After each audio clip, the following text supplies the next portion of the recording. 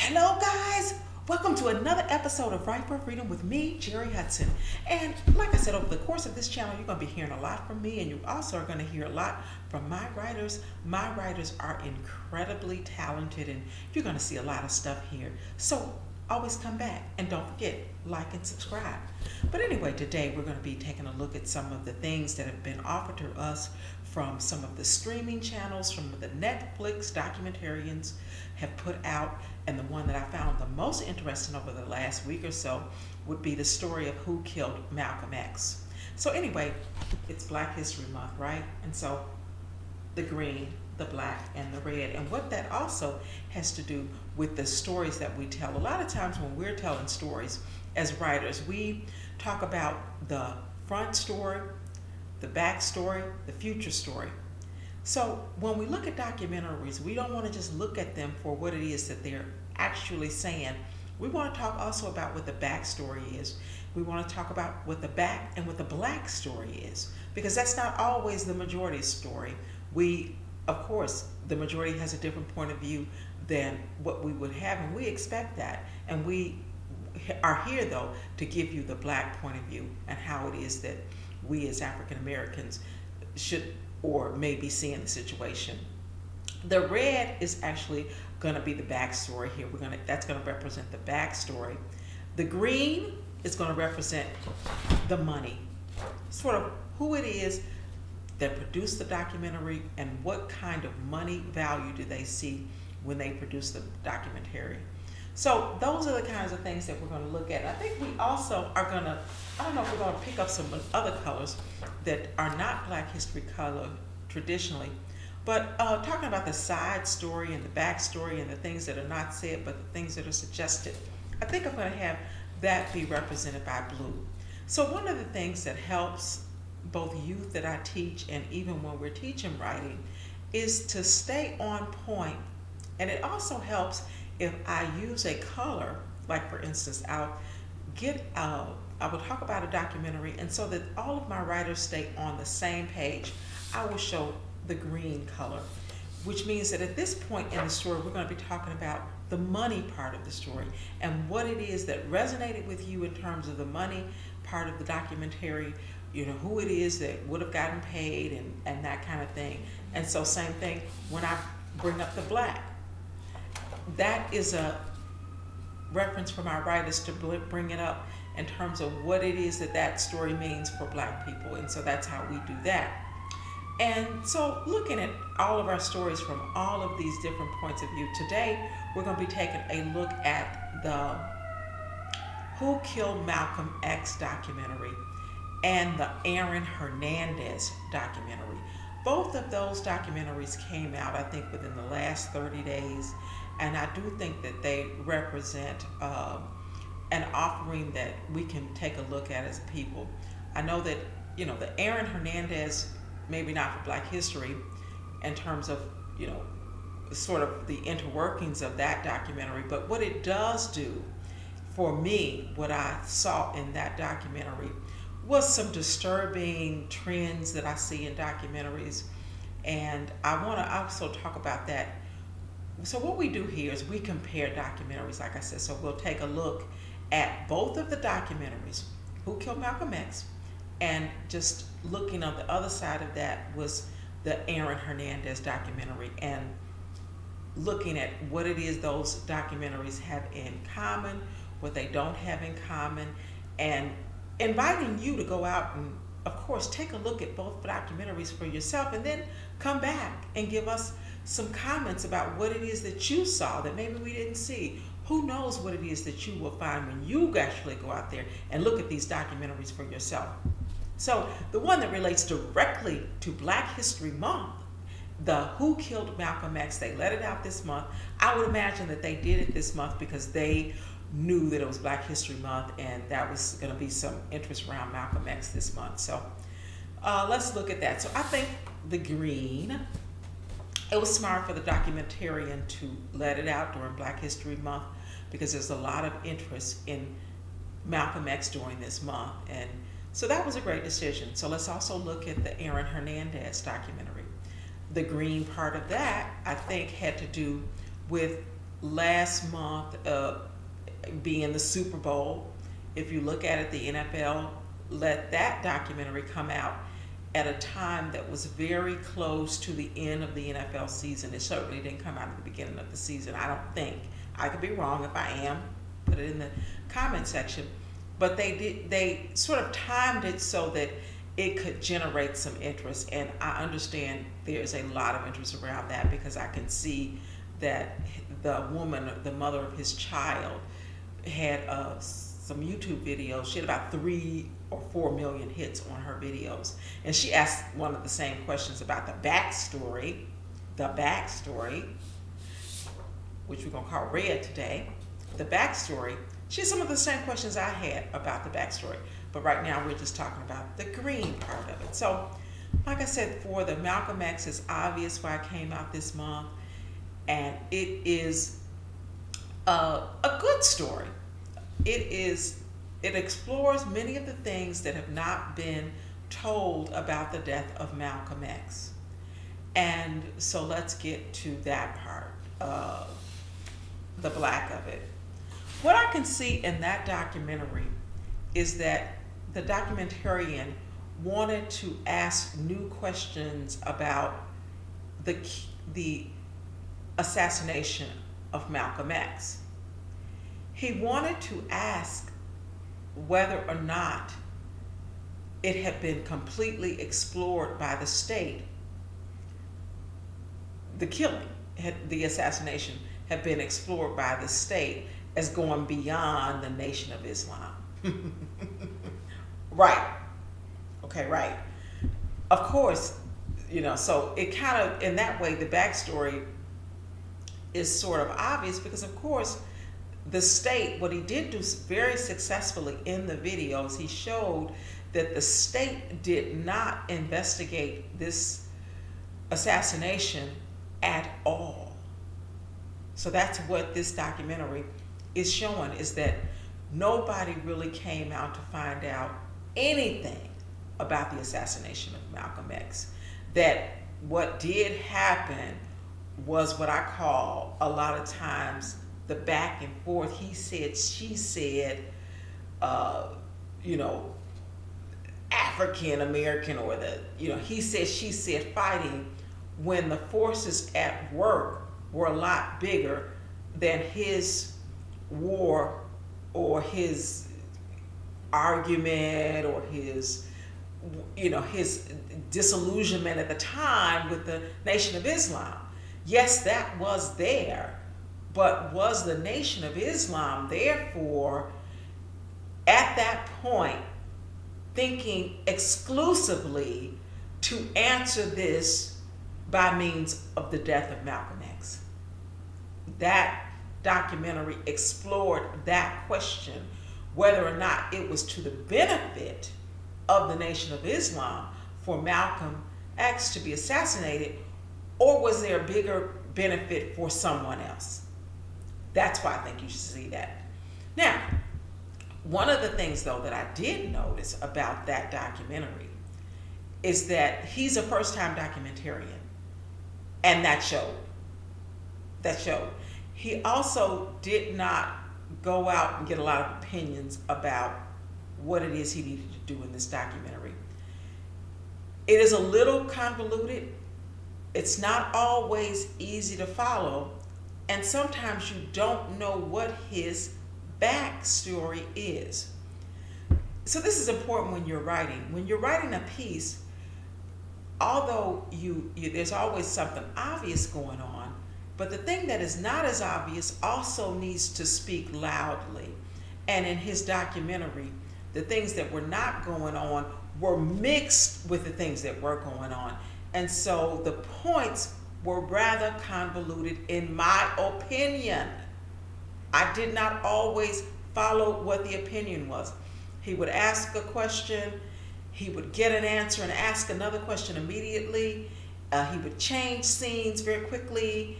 I wasn't always certain what the point was. I just really feel like, as a first-time documentarian, and Gates had his name attached to it. I'm not certain why it was that they didn't really realized that the points were not level. The points were not levelly made. Like I said, the black part of the story is clear, that we need to take a look at forces beyond the Nation of Islam as murdering Malcolm X, and that's what this documentary does. It asks questions beyond the Nation of Islam, so that it gets an 5-star rating on the black story. The black story and Who Killed Malcolm X is great. It's great because it asks you to look at other forces in terms of the murder of Malcolm X. Now, in terms of the green, he may not make as much money as the film actually could make for the people who invested in it, because it is a little convoluted. So there may be people that start watching it that don't finish it because they won't enjoy it as much. So the green part is, I can't really give that 5 stars. I probably would give it about 2 or 3 stars, okay? And so, the backstory. What is it that he was looking to do beyond the telling of the story? What did he want society to do, or what did he want the state to do? Also, not completely clear at all, because I'm not certain if he was looking to have people charged when, well, I'm not going to give anything away, but I'm not certain if that was his intention. So I wasn't so clear, because I said it was a little convoluted. I wasn't so sure about what it was that he wanted beyond today's audience for the documentary. So again, about 2 stars there. So I'd be interested in what else he has to offer. If he does another offering for Black history, I think that he needs to go out and get him some writers, and he just needs to get some influencers to tell him how the flow of the story can be done better. That's just my opinion, right? It's my critique. Now, switching to the Aaron Hernandez documentary. Whoa, very well done. The green, the money part, woo, well done, well done. And the reason why I say that is that you understood things about this story. I mean, it's a horrific story of terrible, terrible tragedy. Just an awful story about the unspeakable things that happen, from the point of view, how do you go from this $40 million contract when you're 20 years old? I mean, how in the world is it that you can have everything in the world going for yourself and you are a serial killer? Right? That's the Aaron Hernandez story. This man was making $40 million. He got angry and murdered people. And so while that seems like a pretty level story, right? Right there. No. What the documentary does is it gives you the side angles. It gives you the backstory. It tells you the reasons or the driving forces or the unseen things that were going on in his life that made this thing equal up to this. It told you how it was that so many people, this man was tied. Remember, this is an NFL player tied to the best team in the league. What in the world happened to him? How is it that so many people missed this part of his personality? Ding dong. Oh, excuse me. That's my ding dong ring long. But anyway, it's almost like the energy picked up, because it picked up on me. But how is it that all of the people that he was tied to missed the part of his personality where he would be able to commit the kinds of crimes that he was eventually convicted of committing? It tells the story of the girlfriend. I mean, oh my God. So this is another thing. Like this, though that, like I said, this is actually a story that was convoluted, but what the documentarian did very well was pull that thing apart. Just pull it apart. Like, whoa. Listen, they laid it out so that you understood. Like, did you know this part? The man that he killed was the girlfriend of his live-in girlfriend. Well, I mean, no, it was the sister. The man that he killed, his sisters, it was his sister-in-law's boyfriend. So then in this documentary, you actually see images of these two African-American female sisters sitting on two sides of the court because one of them's man and killed the other one. Girl, woo, child. Now like nowhere in that documentary, without seeing it, would you realize that was what happened. Like, I think that maybe I knew that back then, but to visually see these women, these sisters, sit on opposite sides of the court in this murder and these families, I mean, oh my God, this is convoluted sleeping, and oh Lord. What it also does is something that I do a lot. I talk a lot about the causes of these sort of pathologies and these disorders, or sort of the origin or the root of these disorders. And I was talking to my friend Laura Rose, and I said to her, so Laura, why don't you tell me who it is that you think that affected him most deeply in his life, Aaron Hernandez, and created that pathology of serial killing and murder? What it is, who is it that you think that ignited that sort of flame inside of that man? Who is it that brought forth that monster, Laura Rose? And guess who she said?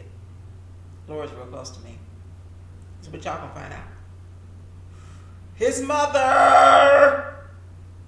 His mother. Baby, they need to do a whole documentary on her and her kind. The women that fill up these prisons. Okay, so somebody mad, showing up. But they need to do a whole documentary on the women that fill up these prisons. Because me and Laura talk about them all the time, but this documentary really breaks it down. And so y'all gonna be arguing and fighting, talking about it wasn't his mama's fault. But baby, that woman is a piece of work. And in this documentary, you see that. So like I said, the green part of this is fantastical, and the black part is the two African-American sisters who were in the court on different sides of the aisles because one man that killed the other man. I mean, baby, this thing is loaded. But the other story, which I do think the documentary did intend to do, and it did do it successfully, is it made me see Aaron Hernandez's pathology in a different light. It made me see him in a different light. It did succeed in making me understand how it is that so many people miss so much. But though he, what he did was monstrous, it's unexplainable, it's unforgivable, it's unimaginable. But it made me understand how it all could have happened. Now, what upset me about the documentary, because in the end, I'm going to let you all go, but there was something that pissed me off in that documentary. And, so that's some of the American stuff. It did have American stuff in it, baby. And his live-in girlfriend, I don't know if he ever married her, but she does have a child by him. And she's still crying real tears when she talks about him. So she clearly loved that man. So there must have been something in him that was decent to have a woman, still being that much in love with you, even inside of your death. That's what I saw in her. But one of the things that pissed me off, and that's what she's talking about in that documentary, is in the Aaron Hernandez documentary, they introduced the fact that he was supposedly a homosexual. And so she asked the question is, how can you submit sexuality post-mortem? Excuse me? How can you do that? How can you decide somebody's sexuality when they've been dead for years? And it was just so how can you, not only did they do that, guys, they had the man that was talking about having sex with Aaron Hernandez unsubstantiated. There was nobody to substantiate the homosexuality claim. There was one man telling stories. He didn't have a document. Nobody else said that they could tell that something was going on with these people. It was just this one man saying, yes, we went together. And people were like, what? Like, what? And she was upset because she was like, well, how could you do this to him? He didn't present himself as homosexual. He never said he was homosexual. You all don't have any substantiation to homosexuality, but you do this inference in a documentary. And according to the attorney, he said he never would have agreed to the documentary if they were going to do sexuality post-mortem. Like way post-mortem, years post-mortem. You going to change people's sexuality when they did. They didn't have no relationship with you. They never said they were with you. They never told nobody they loved you. And you going to tell everybody, the whole world, how much they loved you when they did. Yes, I thought that was wrong. But like I said, it is worth the view. Both of these documentaries are worth the view. So go out and take a look, and I'll see you next time on Right for Freedom.